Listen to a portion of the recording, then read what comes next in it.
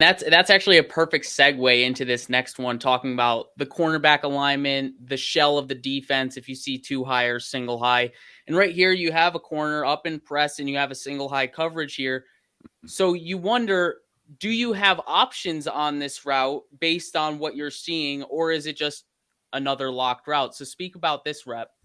Yeah, I mean, this is one of the ones that we have options with, but with him pressed, it just basically turns into a go. Like unless he bails way back or something like that, then you have that option of maybe stopping. And it really, even then though, it depends. If you feel like you can run by him, then run by him. So this is one of those things. You see single high, you see press. Like I think I said it in the media after the game. Like I knew, like when I saw press and I looked in the safety and he was all the way over there, I was like, okay, like Matt's probably gonna throw the ball. Yeah. So let me make sure that I get a good release and give him room on the sideline to throw a good go ball. And it was a great ball, and it was a just like perfect placement, like literally, like it couldn't get any better. And I just tried to do my part.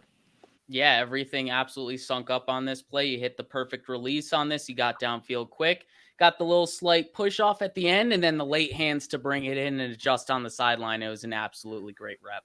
The slight push off is key, man. It's key. It's key. A lot of defensive players hate it, and don't really get it sometimes. But I mean, there's a lot of hand fighting that always goes on between. There's tons of times where they hold and it doesn't really get called, and that we do a slight push and it doesn't really get called. So anytime you can give a little hand fighting or a little chicken wing or something, it always works out. Yeah, and I have one more question about this play. You kind of talked about it and touched upon it.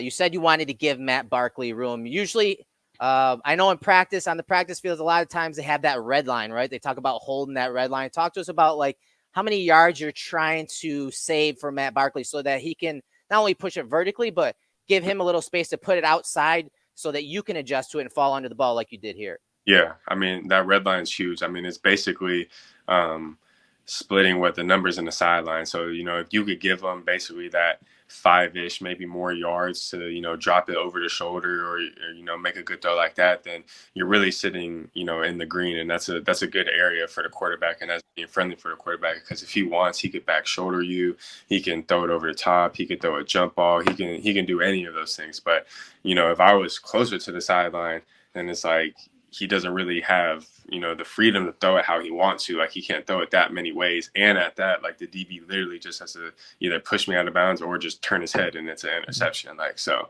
I mean, holding that red line is, very big. I could have squeezed even a little bit more on this one. I talked with my wide receiver coach like after, but it's one of those things where, you kind of just look up and the ball was going pretty quick because of pressure. So you just look up and, kind of naturally fade to the ball. So